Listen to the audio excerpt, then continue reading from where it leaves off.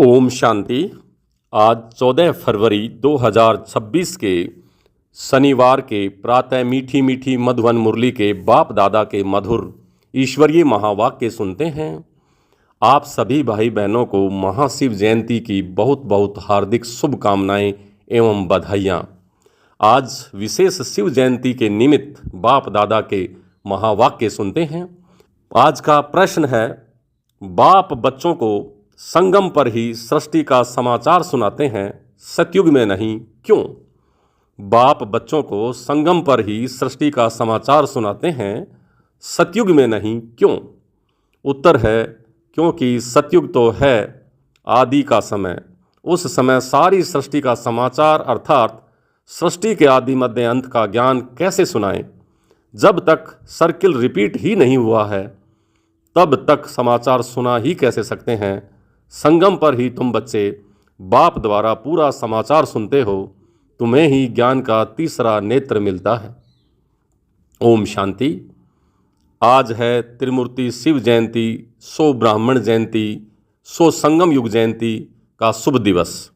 बहुत हैं जिनको बाबा ईश्वरीय जन्म सिद्ध अधिकार की ग्रीटिंग्स भी नहीं दे सकते, क्योंकि जानते ही नहीं।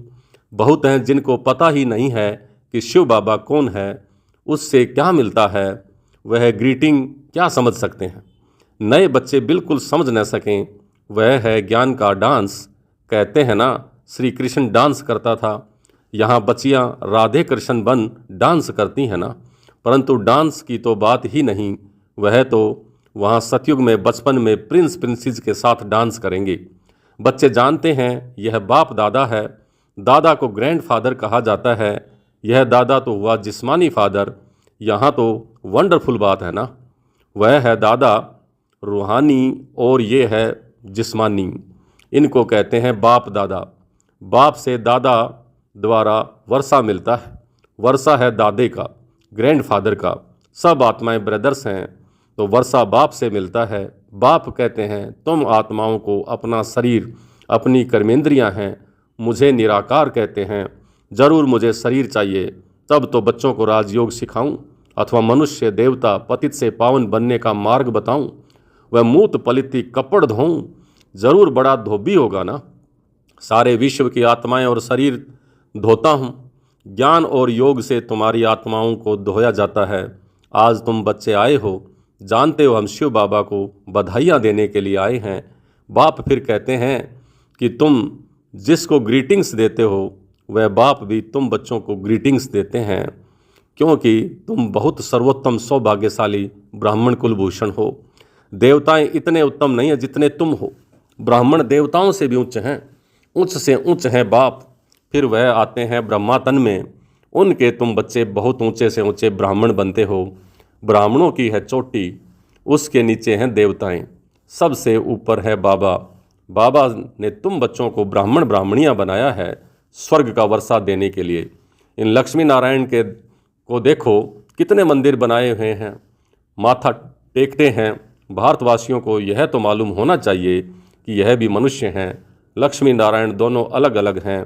यहाँ तो एक मनुष्य के दोनों नाम रख लेते हैं।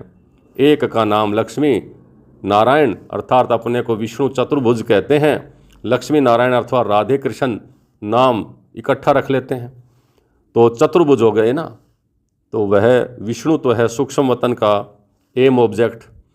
तुम इस विष्णुपुरी के मालिक बनेंगे। यह लक्ष्मी नारायण विष्णुपुरी के मालिक हैं। विष्णु की है 4 भुजा, 2 लक्ष्मी की, 2 नारायण की। तुम कहेंगे हम विष्णुपुरी के मालिक बन रहे हैं। अच्छा, बाप की महिमा का गीत सुनाओ। तो गीत सुनाया, कितना मीठा कितना प्यारा शिव भोला भगवान। सारी दुनिया ने शुरू से लेकर अब तक कोई की भी इतनी महिमा नहीं की है, सिवाय एक के। नंबरवार तो है ही, सबसे ज़्यादा सर्वोत्तम महिमा है ऊंचे से ऊंचे परमपिता परमात्मा की, जिसके तुम सब बच्चे हो। कहते हो हम ईश्वरीय संतान हैं, ईश्वर तो स्वर्ग रचता है, फिर तुम नरक में क्यों पड़े हो? ईश्वर का यहाँ जन्म है। क्रिश्चियन कहेंगे हम क्राइस्ट के हैं। यही भारतवासियों को भूल गया है कि हम परम पिता परमात्मा शिव के डायरेक्ट बच्चे हैं। बाप यहाँ आते हैं बच्चों को अपना बनाए फिर राज्य भाग्य देने के लिए। आज बाबा अच्छी रीति समझाते हैं क्योंकि नए भी बहुत हैं, इन्हों के लिए समझना मुश्किल है। हाँ, फिर भी स्वर्गवासी बनते हैं। स्वर्ग में सूर्यवंशी राजा रानी भी हैं, दास दासियाँ भी हैं, प्रजा भी होती है। उनमें कोई गरीब कोई साहूकार होते हैं, उनकी भी दास दासियाँ होती हैं। सारी राजधानी यहाँ स्थापन हो रही है। यह तो और कोई को मालूम नहीं है। सबकी आत्मा तमो प्रधान है, ज्ञान का तीसरा नेत्र कोई को नहीं है। अभी बाप की महिमा सुनी, वह है सबका बाप। भगवान को बाप कहते हैं, बेहद का सुख देने वाला पिता। वही भारत है जिसमें बेहद का सुख था। लक्ष्मी नारायण का राज्य था। यह लक्ष्मी नारायण छोटेपन में राधे कृष्ण हैं, फिर स्वयंवर के बाद लक्ष्मी नारायण नाम पड़ता है। इस भारत में 5000 वर्ष पहले देवताओं का राज्य था। सिवाय लक्ष्मी नारायण के कोई का राज्य नहीं था, कोई खंड नहीं था। तो अब भारतवासियों को भी जरूर मालूम होना चाहिए कि लक्ष्मी नारायण ने आगे जन्म में कौन से ऐसे कर्म किए। जैसे कहेंगे बिड़ला ने कौन से कर्म किए जो इतना धनवान बना, तो जरूर कहेंगे अगले जन्म में दान पुण्य किया होगा। कोई के पास बहुत धन है, कोई को खाने के लिए नहीं मिलता है, क्योंकि कर्म ऐसे किए हैं। तो कर्मों को तो मानते हो ना। कर्म अकर्म विक्रम की गति गीता के भगवान ने सुनाई थी, जिसकी महिमा सुनी। शिव भगवान है एक, मनुष्य को भगवान नहीं कहा जाता। अब बाप कहाँ आया है तो समझाते हैं, सामने महाभारत लड़ाई खड़ी है तो मीठे से मीठा बाबा समझाते हैं, इनको दुख में सब याद करते हैं। दुख में सिमरन सब करे, सुख में करे न कोई। तो शिव बाबा को दुख में सब याद करते हैं, सुख में कोई नहीं करता। स्वर्ग में तो दुख होता ही नहीं। वहाँ बाप का पाया हुआ वर्षा था। 5000 वर्ष पहले जब शिव बाबा आया तो भारत को स्वर्ग बनाया था। अब नर्क है, बाप आए हैं स्वर्ग बनाने फिर से। दुनिया को तो पता ही नहीं है, कहते हैं हम सब आए अंधे हैं। तो अंधों की लाठी आप प्रभु आओ, आकर के आंखें प्रदान करो। तुम बच्चों को ज्ञान का तीसरा नेत्र मिला है। जहाँ हम आत्माएं रहती हैं वह है शांति धाम। बाप भी वहाँ रहते हैं, तुम आत्माएं और हम वहाँ रहते हैं। इनकी आत्मा को कहते हैं मैं तुम सब आत्माओं का बाप वहाँ रहता हूँ। तुम पुनर्जन्म का पार्ट बजाते हो, मैं नहीं बजाता हूँ। तुम विश्व के मालिक बनते हो, मैं नहीं बनता हूँ। तुमको 84 जन्म लेने पड़ते हैं। तुमको समझाया था कि हे बच्चे, तुम अपने जन्मों को नहीं जानते हो। 84 लाख जन्म कहते हैं, यह झूठी बातें हैं। मैं ज्ञान का सागर पतित पावन हूँ। मैं आता तब हूँ जब सब पतित हैं, तभी आकर सृष्टि के आदि मध्यांत का राज समझाए त्रिकालदर्शी बनाता हूँ। बहुत पूछते हैं पहले पहले मनुष्य कैसे रचे, भगवान ने सृष्टि कैसे रची।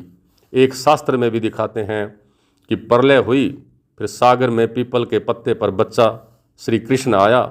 बाप कहते हैं ऐसे कोई बात नहीं, यह बेहद का ड्रामा है। दिन है सतयुग त्रेता और रात है द्वापर कलयुग। बच्चे बाप को बधाइयाँ देते हैं। बाप कहते हैं तत्वम। तुम भी 100% दुर्भाग्यशाली से 100% सौभाग्यशाली बनते हो। तुम भारतवासी वह थे, परंतु तुमको पता नहीं है। तुम अपने जन्मों को नहीं जानते हो। मैं आकर बताता हूँ, तुमने 84 जन्म लिए हैं। बाप तुमको संगम पर सारे सृष्टि का समाचार सुनाते हैं। सतयुग में थोड़े ही सुनाएंगे। जिस समय सृष्टि की आदि मध्य अंत हुई नहीं तो उसका समाचार कैसे समझाएं। मैं आता हूँ अंत में, कल्प के संगम युगे। शास्त्रों में लिखा युगे युगे, और श्री कृष्ण भगवान वाच लिख दिया है। गीता में लिख दिया है कि सब धर्म वाले श्री कृष्ण को भगवान थोड़े ही मानेंगे। भगवान तो निराकार को कहेंगे ना। वह है सब आत्माओं का बाप। बाप से वर्षा मिलता है। तुम सब आत्माएं भाई भाई हो। परमात्मा को सर्वव्यापी कहने से तो फादरहुड हो जाता है। फादर को कभी वर्षा मिलता है क्या? वर्षा बच्चों को मिलता है। तुम आत्माएं सब बच्चे हो। बाप का वर्षा जरूर चाहिए। हद के वर्षे से तुम राजी नहीं होते हो, इसलिए पुकारते हो। तुम्हारी कृपा से सुख घनेरे मिले थे, अब फिर रावण द्वारा दुख मिलते हैं तो तुम पुकारने लगे हो। सबकी आत्माएं पुकारती हैं क्योंकि इनको दुख है, इसलिए याद करती हैं बाबा आकर सुख दो। अब इस ज्ञान से स्वर्ग के मालिक बनते हैं। तुम्हारी सदगति होती है, इसलिए गाया जाता है सबका सदगति दाता एक बाप। अभी सब दुर्गति में हैं, फिर सब की सदगति होती है। जब लक्ष्मी नारायण का राज्य था तो तुम स्वर्ग में थे। बाकी सब मुक्ति धाम में थे। अब हम बाप द्वारा राजयोग सीखते हैं। बाप कहते हैं कल्प के संगम पर मैं तुमको पढ़ाता हूँ, मनुष्य देवता बनाता हूँ। अभी तुम बच्चों को सारा राज समझाता हूँ। शिवरात्रि कब हुई है यह तो मालूम होना चाहिए। क्या हुआ, शिव बाबा कब आया, कुछ नहीं जानते तो पत्थर बुद्धि ठहरे ना। अभी तुम पारस बुद्धि बनते हो। भारत पारसपुरी गोल्डन एज था।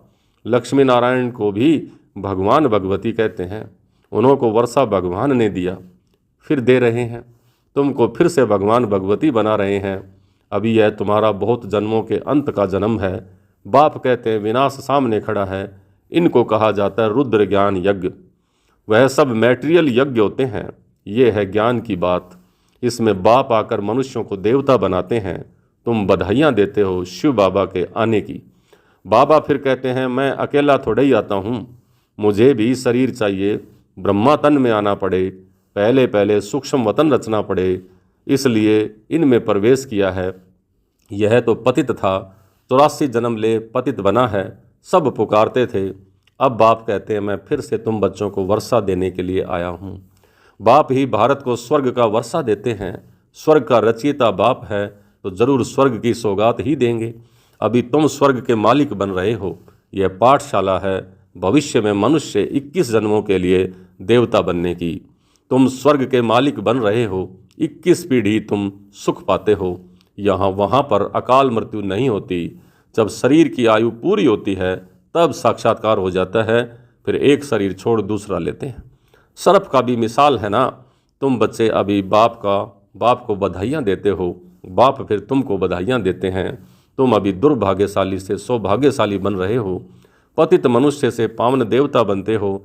चक्र तो फिरता है ना। यह तो तुम बच्चों को समझाना है। फिर यह प्राय लोप हो जाता है। सतयुग में ज्ञान की दरकार नहीं रहती। अभी तुम दुर्गति में हो, तब इस ज्ञान से सदगति मिलती है। बाप ही आकर स्वर्ग की स्थापना करते हैं। सर्व का सदगुरु एक ही है। बाकी भक्ति मार्ग के कर्म कांड से कोई की भी सदगति नहीं होती है। सबको सीढ़ी नीचे उतरना ही है। भारत सतो प्रधान था, फिर 84 जन्म लेने पड़े, फिर अब तुमको चढ़ना है। मुक्ति धाम अपने घर जाना है। अब नाटक पूरा होता है। यह पुरानी दुनिया खत्म हो जाएगी। भारत को अविनाशी खंड कहा जाता है। बाप का जन्म स्थान कभी खत्म नहीं होता है। तुम शांति धाम में जाकर फिर आएंगे, आकर राज्य करेंगे। पावन और पतित भारत में ही होते हैं। 84 जन्म लेते लेते पतित बने हो, योगी से भोगी बने हो। ये है रो नरक, महान दुख का समय है। अभी तो बहुत दुख आने का है। खूने नाहक खेल है। बैठे बैठे बम्स गिरेंगे। तुमने क्या गुनाह किया, नाहक सबका विनाश हो ही जाएगा।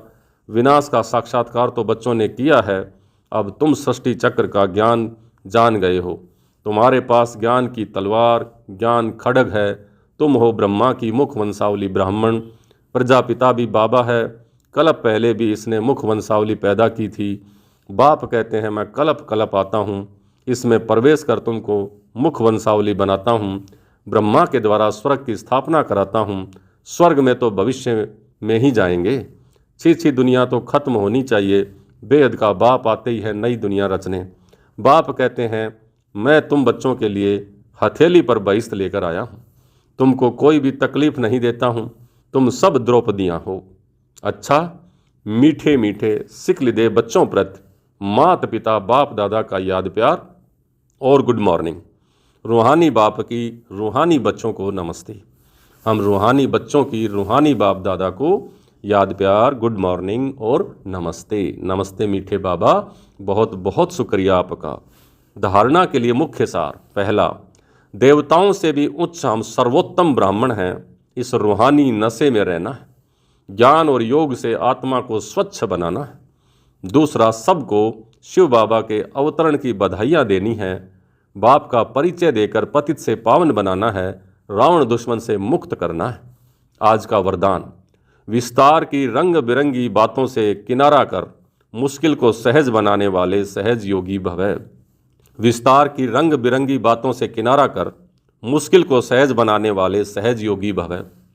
जब बाप को देखने के बजाय बातों को देखने लग जाते हो तो कोई क्वेश्चन उत्पन्न होते हैं और सहज बात भी मुश्किल अनुभव होने लगती है, क्योंकि बातें हैं वृक्ष और बाप है बीज। जो विस्तार वाले वृक्ष को हाथ में उठाते हैं वह बाप को किनारे कर देते हैं। फिर विस्तार एक जाल बन जाता है जिसमें फंसते चले जाते हैं। बातों के विस्तार में रंग बिरंगी बातें होती हैं जो अपनी ओर आकर्षित कर लेती हैं।